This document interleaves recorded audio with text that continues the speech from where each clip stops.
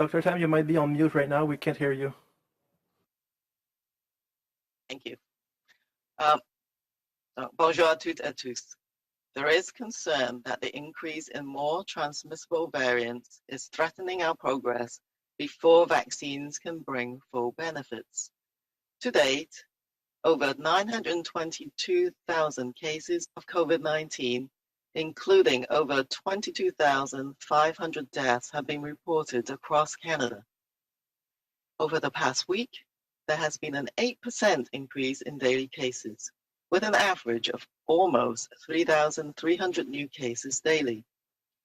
Declines in lagging indicators of COVID-19 severity are also showing signs of leveling off or increasing slightly. On average, over the past week, 31 deaths were reported daily, and close to 2,060 people with COVID-19 being treated in our hospitals each day, including over 560 in critical care. To date, about 4,500 variants of concern cases have been reported across Canada, with the B.1.1.7 variant accounting for over 90% of these to date. In some parts of Canada, variants of concern now represent a high proportion of cases, and the number of outbreaks involving these variants are increasing. Things will get easier if we keep COVID activity at manageable levels as vaccines continue to roll out over the coming weeks. At this point, Team Variant has the ability to take off fast. This is a crucial moment. If we don't slow down the spread of the variants, Team Vaccine is at risk of falling behind. But if we can hold on and give it that last push by keeping up with personal protective measures and limiting our contacts to the extent possible, we will clear the path for Team Vaccine to cross the finish line. There are encouraging developments with each new day. The rates of COVID are dropping in elders 80 years of age or older, with a downward trend in long-term care home outbreaks. Each week, a new high is being set for the number of COVID-19 vaccine doses administered, with over 670,000 doses of COVID-19 vaccines administered this past week alone, and more than 3.5 million doses administered to date across Canada. There have been recent reports in Europe of blood clots following vaccination with the AstraZeneca vaccine.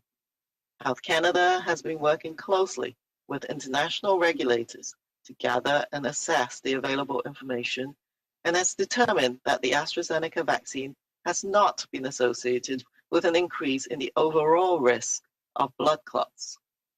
Rare adverse events are expected to be detected when vaccines are given to millions of people. They must always be taken seriously and investigated thoroughly. It is possible that the vaccine may be associated with very rare but serious cases of blood clots associated with low level of platelets, which merit further analysis. Health Canada will continue to work with international regulators and review data and evidence as it becomes available, including as it pertains to these rare events. Overall, the benefits of the AstraZeneca COVID-19 vaccine in protecting Canadians from COVID-19 continue to outweigh the risks. Ensuring that all vaccines authorized for use in Canada are safe is a priority for health authorities across Canada, who continue to monitor, investigate, and report through countrywide vaccine safety surveillance systems. To date, there have been no safety signals of concern detected following vaccinations in Canada. As these vaccines work to protect more and more Canadians, let's play our part by staying strong and helping each other, following public health advice, keep up with individual practices, and prepare to take your place in the queue when the time comes for you to be vaccinated. Thank you. Bonjour à toutes et à tous. Il y a des préoccupations que l'augmentation de cas de variants plus transmissibles ne freine nos progrès avant que nous puissions profiter pleinement de l'avantage de la vaccination. Jusqu'à présent, plus de 922 000 cas de COVID-19, dont plus de 22 500 décès ont été signalés au Canada. La dernière semaine, nous avons constaté une augmentation du nombre de cas quotidiens de 8 soit près de 3 300 nouveaux cas par jour en moyenne. La baisse du nombre des indices de gravité tardif de la COVID-19 montre également des signes de stabilisation ou de légères augmentations. La dernière semaine, 31 décès ont été signalés en moyenne par jour et près de 2060 personnes atteintes de la COVID-19 ont été traitées dans nos hôpitaux chaque jour, dont plus de 560 étaient aux soins intensifs. Jusqu'à présent, environ 4 500 cas de variants préoccupants ont été signalés au Canada. Le variant B117 représentant à ce jour plus de 90 de ces cas. Dans certaines régions du pays, les variants préoccupants représentent désormais une proportion élevée des cas et le nombre d'éclosions de cas portant ces variants augmente. La situation sera plus facile si nous maintenons la transmission de la COVID-19 à des niveaux gérables à mesure que les campagnes de vaccination continueront de se dérouler dans les prochaines semaines.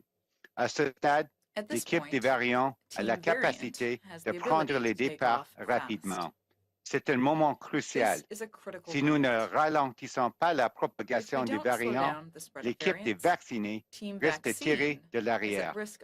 Mais si nous tenons bon et fournissons un dernier effort en respectant les mesures de protection individuelles et en limitant nos contacts dans la mesure du possible, nous dégagerons le terrain pour que l'équipe des vaccinés remporte la course.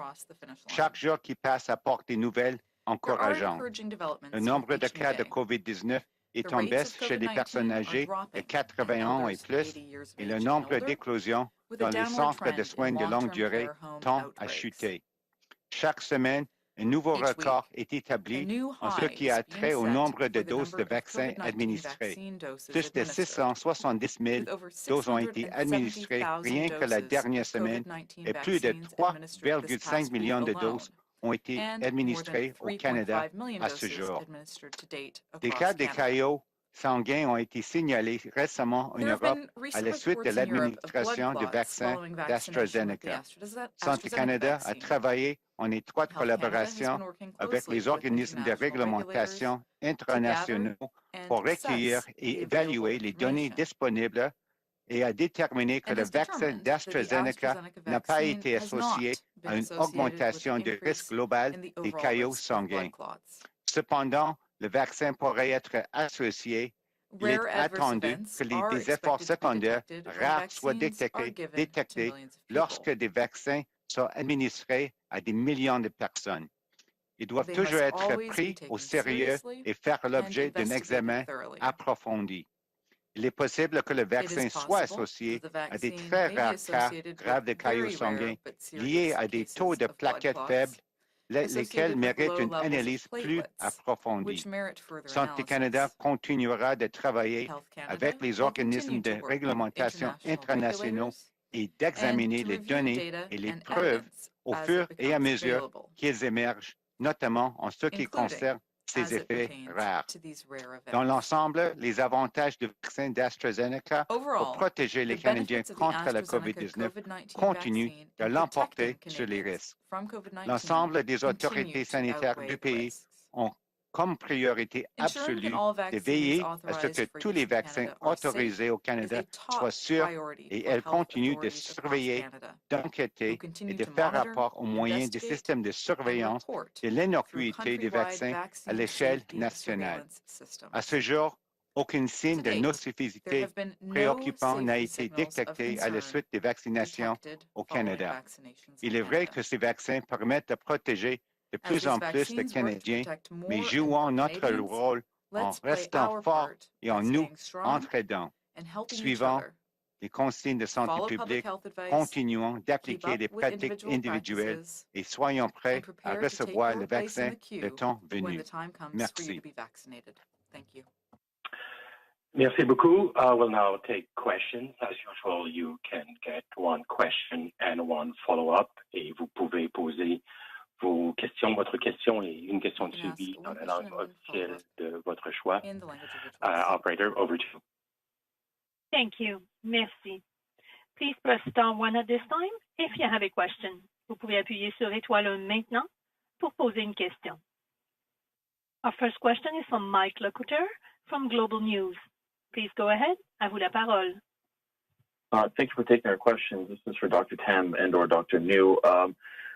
Your first comments off the top saying that our progress is being threatened, and when we see that the variants are spreading very quickly, especially in younger adults, I wanted to sort of ask you this in two parts. Are you concerned that Canadians somehow don't understand the heightened danger at this time? And in your opinion, is it time for stricter guidelines for movement for people in different jurisdictions, because this is such a critical time and that we could be teetering here? Yes, I'll take the first response to this question. Yes, there is an indication that after coming down that second wave, that downslope, we initially sort of plateaued at about 2/3 of the way down, and then we're now beginning to see an uptick in cases. And in particular, it's areas where variants of concern, these are variants that can be transmitted more easily, so they spread faster. And so that is the current concern. And there is a risk in different areas of Canada, not everywhere, that these variants could result in the disease activity taking off fast. So it is, as I've said, a pretty critical moment, and that we seek for everyone to do the very best that you can to keep up with the local public health advice and protect yourself and your loved ones through these protective measures, which we said again, mask wearing, washing your hands, watch your distance as much as possible. We know that some people do have to work, some kids are going to school, but you need to do that really safely. And that does have to depend on the local epidemiology. But on the whole, we're just asking people to hold on for a bit longer, because the vaccines are just escalating. Now is not the time, but this is not forever.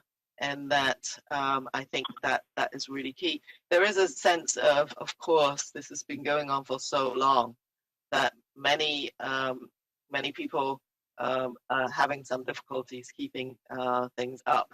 So I do think that this is absolutely not the time to let go of those measures.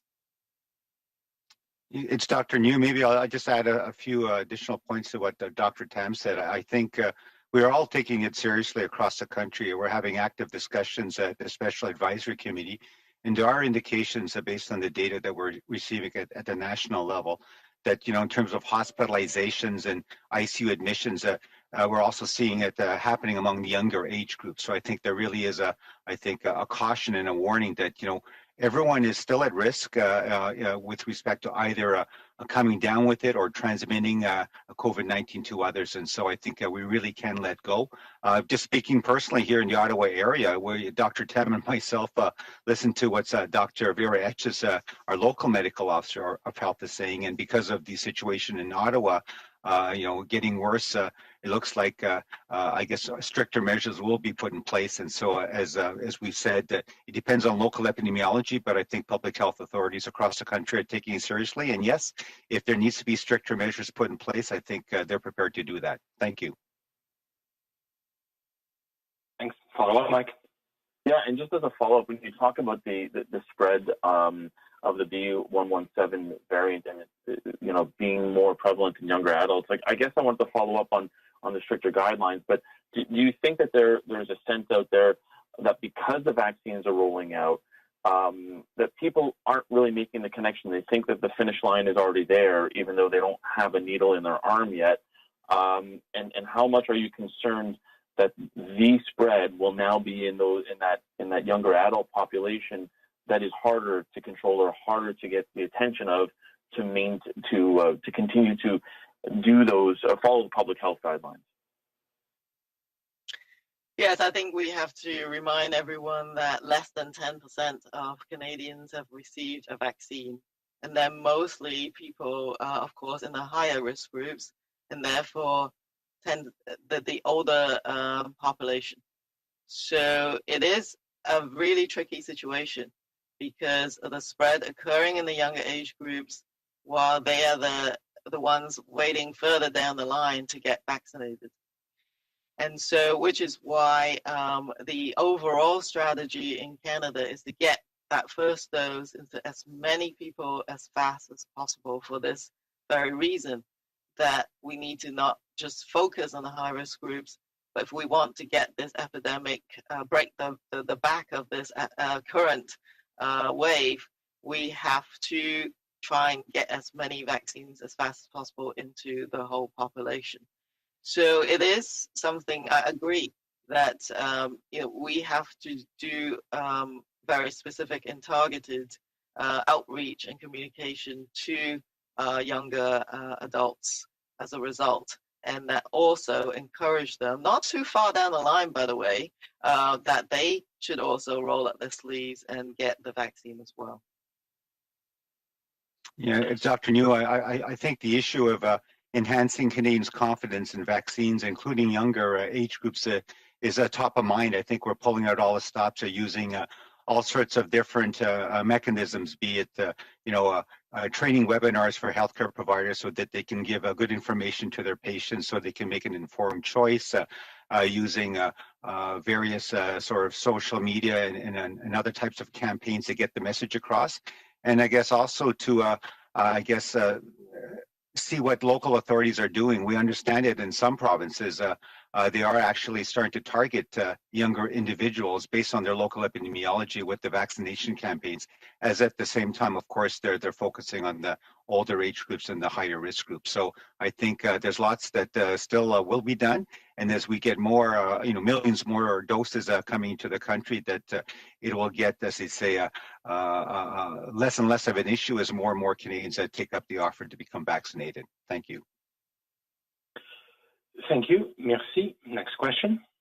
Thank you. Our next question is from David Thornton from CBC News. Please go ahead. À vous la parole.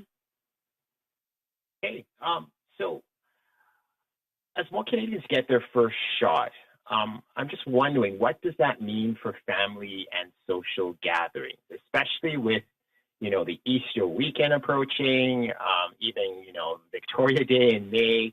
Does this change anything for people who have been vaccinated? So just wondering if y'all could comment on that. Yes, well, Easter is just around the corner, and as I've said, that the epidemic may be resurging in different areas of the country, so this is not the time to have big gatherings. The vaccine is not 100% protective, and we don't actually know, whether protected people could transmit the virus. That being said, together with the Chief Medical Officers, we are looking at how do we adjust public health guidance as more people become vaccinated, and trying to get everyone vaccinated with that first dose as fast as possible increases our chances as another layer of that protection and to our defenses, if you like, on top of everything else that's doing, so it becomes easier for society to reopen and resume some of those activities. So I think all I can say is that things will get better if people do roll up their sleeves.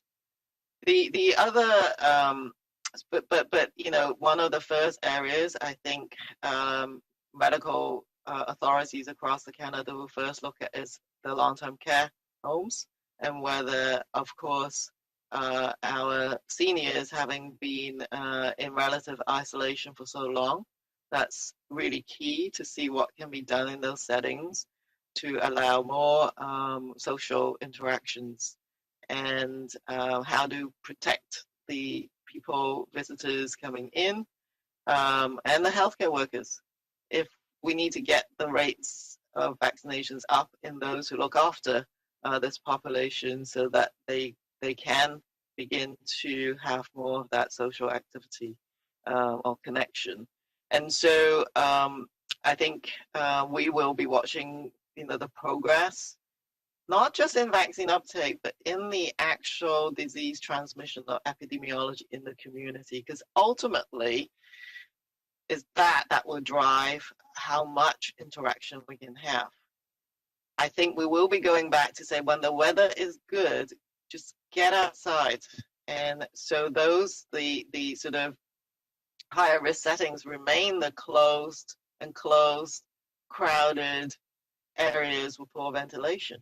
There will be more activities that can be supported outdoors as well. So we got to really give people some other thing, some of these kind of activities to look forward to, and like we did last year, in fact. So the vaccine, I think, will contribute to decelerating the epidemic, but it's not going to do it yet. So because we haven't got enough people vaccinated, so not Easter. Easter is not the time to have big gatherings, but with time, smaller social interactions. You may see some of the bubbles, sort of concepts coming back in, and this time with another layer of protection, which is the vaccine. Thank you. Follow up? Yes, so this follow-up is for Dr. New because you work so closely on the vaccine logistics file.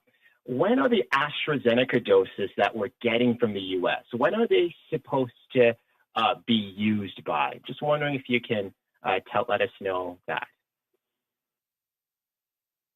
Thank you for the question. Certainly, although I work very closely with Major General Danny Fortin, I don't have line of sight. Those various sort of complex and very detailed logistical aspects, I would leave it to him.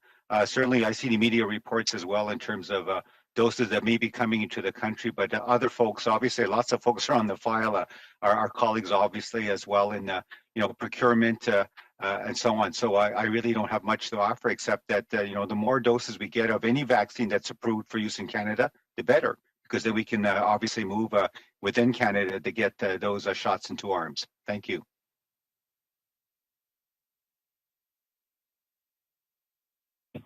Thank you. Merci.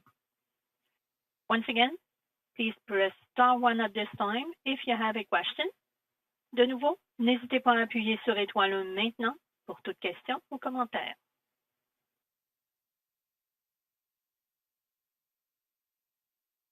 We have no further questions registered at this time. Nous n'avons plus de questions pour le moment. Je vous retourne la parole.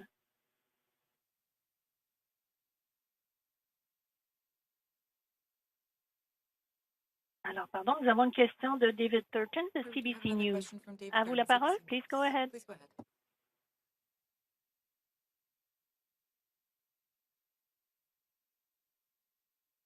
Hi.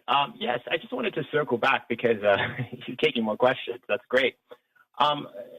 We heard from NACI earlier this week if they would change anything when it comes to their advice, when it comes to their guidance on how AstraZeneca could be used. Of course, they've changed their advice. It can be used for people above 65 and older. And one thing that Dr. Caroline Quashtan said is that, one thing she might change is the way that this is communicated.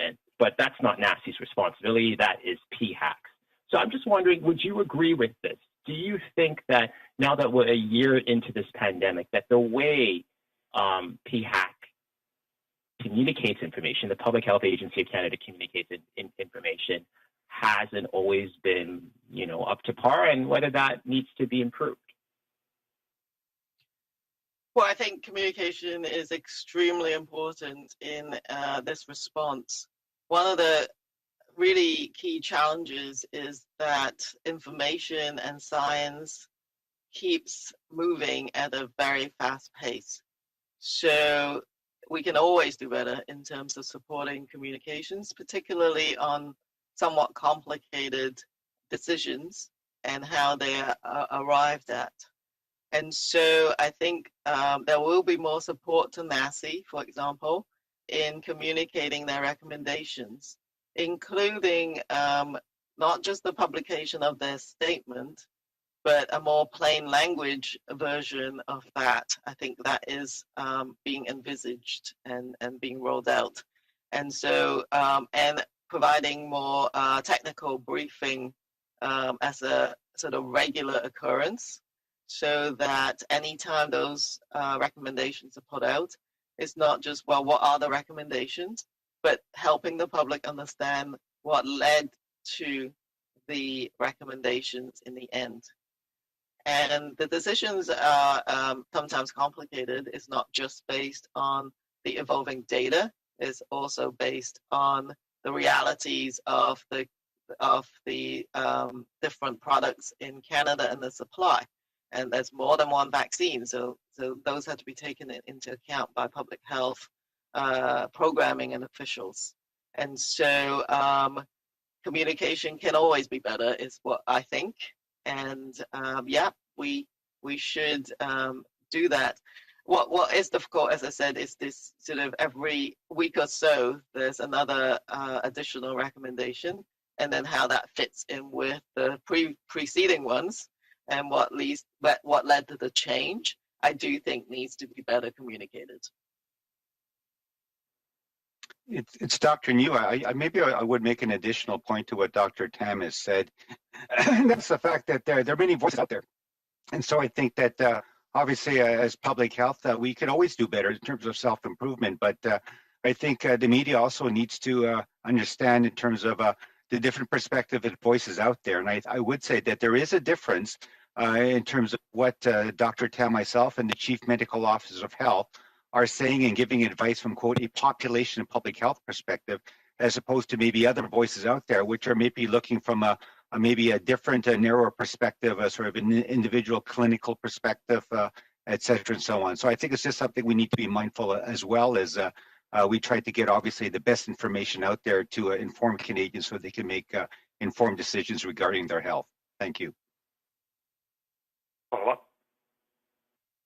Yes. I feel like I've won the lottery getting to ask all these questions. So this is my final question.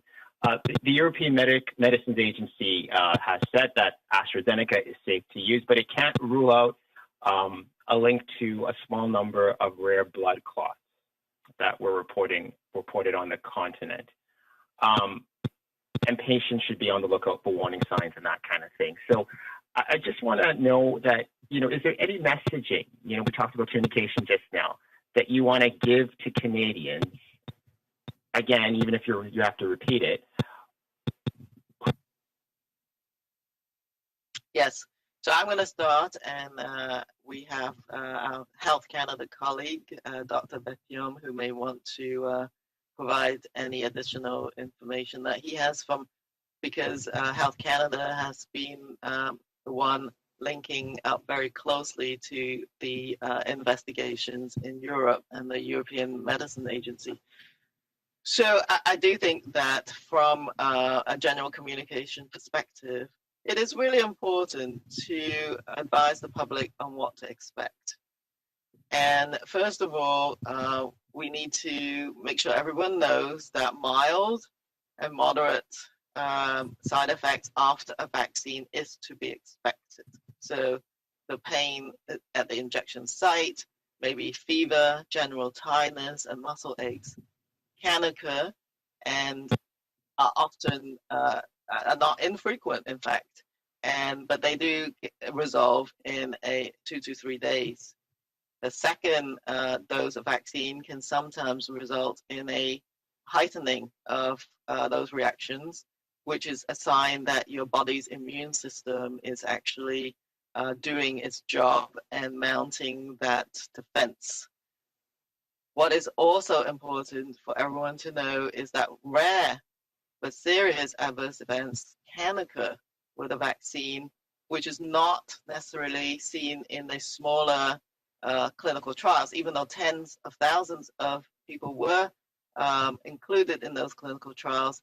If the rate of occurrence is, a few cases in a million, you're not going to see that until large numbers of people get vaccinated. And we will always need to take those reports very seriously, and that there is a system which is international that is monitoring, as you've seen in the past days, these events, and they have to be investigated thoroughly. And after that, we need to then solidify the messaging that will need to be communicated to healthcare providers and those providing advice on immunization. So right now, what I said in my opening remarks is that it is possible that the vaccine may be associated with very rare but serious cases of blood clots associated with this low-level platelets, those things that help your blood clot, which is undergoing further analysis. And so I think this will help, whatever comes out of the further analysis will help people make an informed choice. So right now, maybe I'll pass the mic over to Dr. Bethion. Thank you, Dr. Tam. Yes, I would be happy to provide a bit of additional information. So to answer your question, I think the key message is that Health Canada has actively looked into this issue, is in contact with other international regulators, and looking at the data, still considers that the benefits of the AstraZeneca vaccine outweigh the risk, especially considering the risk of complication and blood clots that are associated with the COVID infection itself. There is, when you look at the data around these very rare types of blood clots associated with low platelets, the information that was provided by the European Medicines Association is that there were 25 cases, over 20 million people vaccinated with the AstraZeneca vaccine. So as Dr. Tam mentioned, these adverse events are extremely rare. There is a subset of those adverse events, 17 of those 25, that are called cerebral sinus vein thrombosis, that are continuing to be investigated. And as we look into them and in collaboration with other regulators, if there's any additional findings, we'll communicate to Canadian. At this point in time, we're actively monitoring, and I can assure you that everybody around the world is actively monitoring this issue.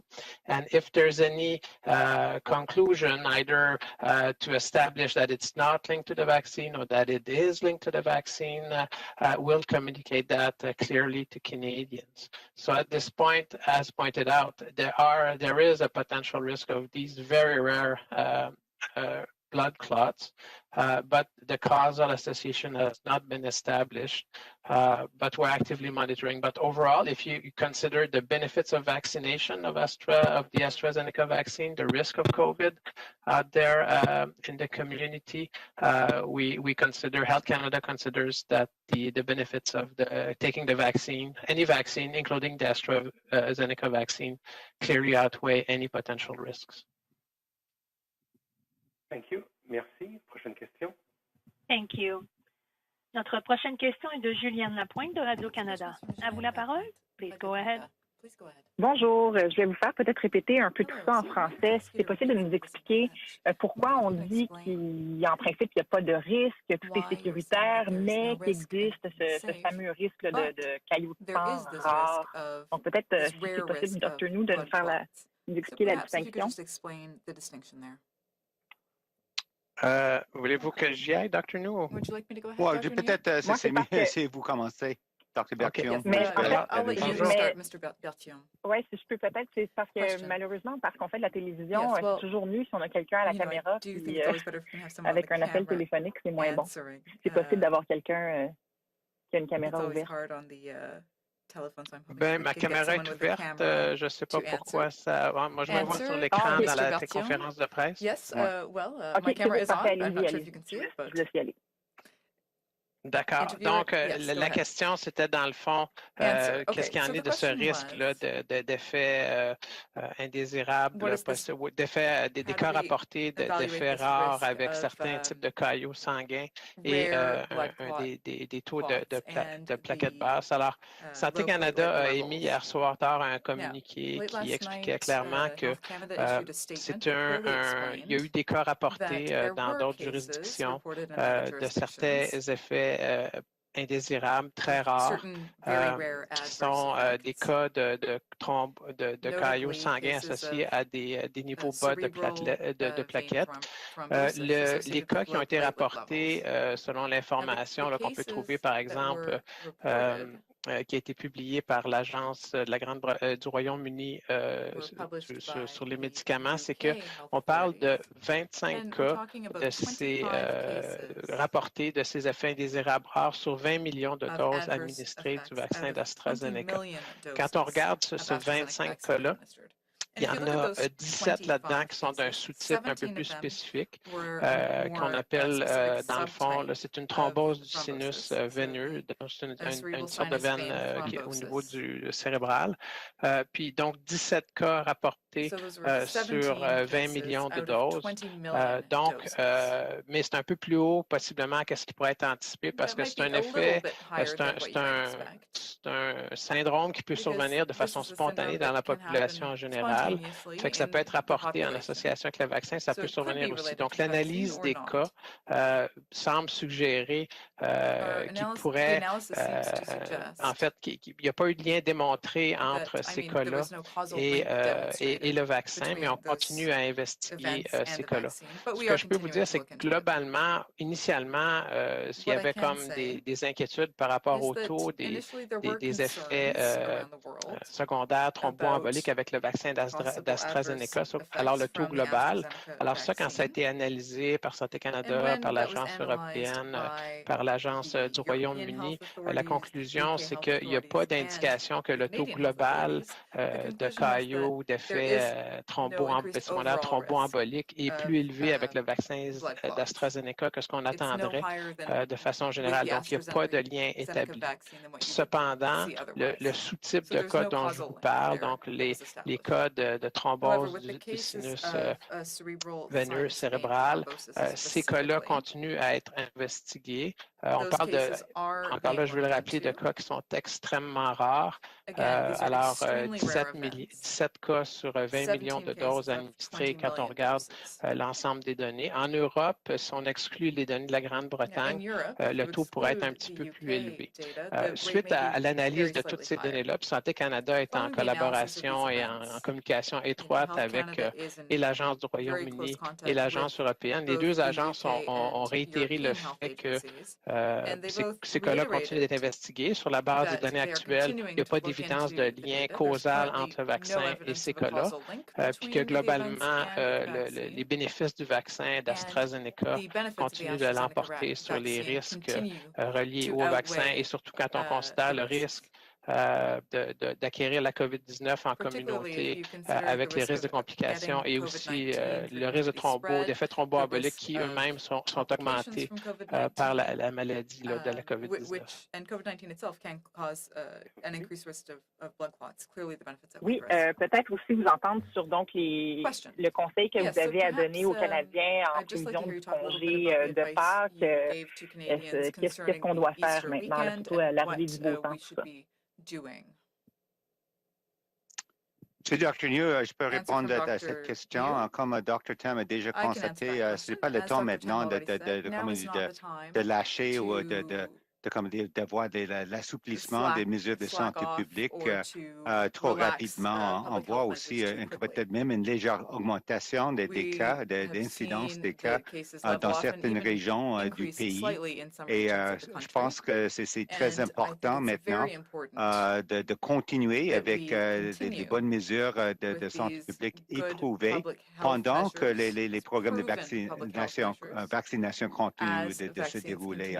Je pense à certains moments avec le beau temps, et c'est sûr, on encourage toutes les personnes de profiter, d'aller dehors, parce que c'est sûr qu'avec l'expérience, on a vu que le risque d'être infectés avec le virus et diminuer avec les personnes qui sont dehors, dans les espaces clos, achalandés, avec aussi pas la bonne ventilation. Toujours, c'est un risque plus augmenté. Donc, on attend le beau temps pour être dehors, mais à part de ça, pour le parc, je pense que c'est pas une bonne idée d'avoir des groupements de personnes, beaucoup de personnes ensemble. Merci.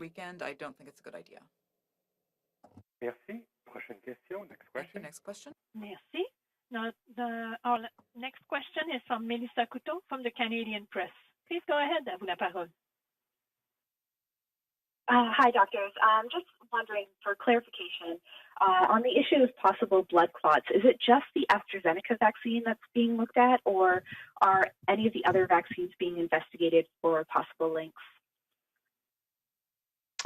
Thank you for the question. This is Dr. Bertium from Health Canada. So at this point, there's no information suggesting that there's a higher risk of these very rare adverse blood clots with the other vaccines that have been that are being administered in Canada. Follow-up? Yes, sorry. So we're kind of nearing that 10% mark of Canadians who've received at least one dose of the COVID vaccine. What does that, reaching that kind of milestone mean in terms of actually limiting spread of the virus?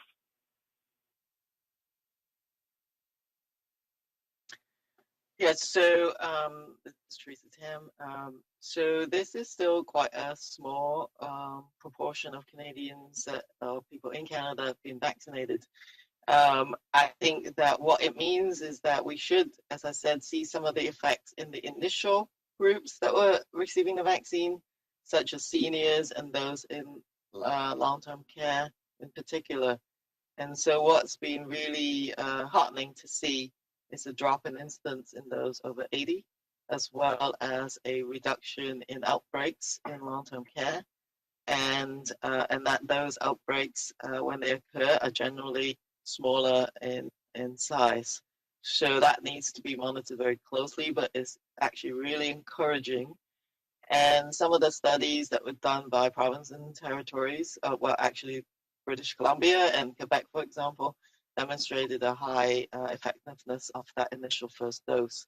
So I think that, I am very hopeful that if everyone in Canada continues to roll up their sleeves as the vaccine becomes available, which is actually going to escalate pretty fast, that we will be able to see a reduction in individual impact, but also that indirect benefit to others as we protect each other as well.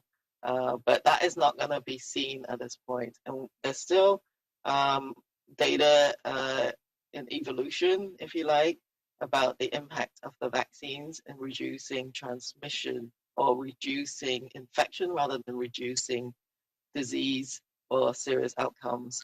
But we expect those to become more available soon.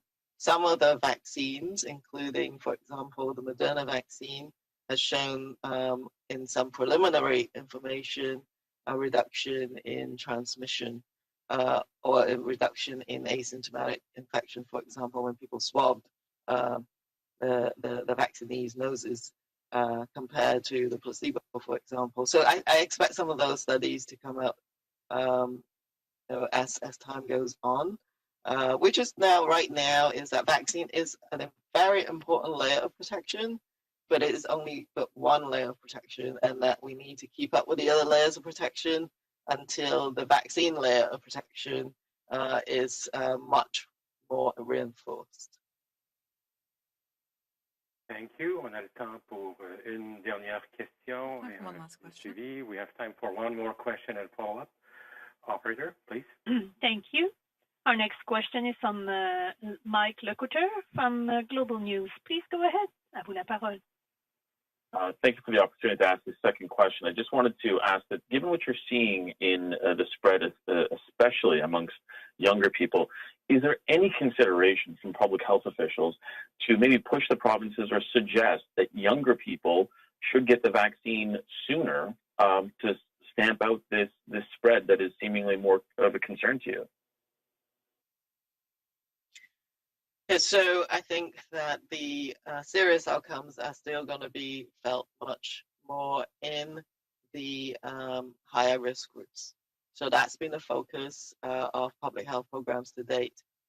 But the concept that we need to get everyone that first dose as fast as possible, and with the vaccine supply that we have, that can be done before, maybe by the end of June, pending, supplies all going according to plan, is basically takes into account that concept, is that you can't completely just protect the higher risk groups without increasing vaccine coverage in the groups that are younger, who may transmit the virus to others.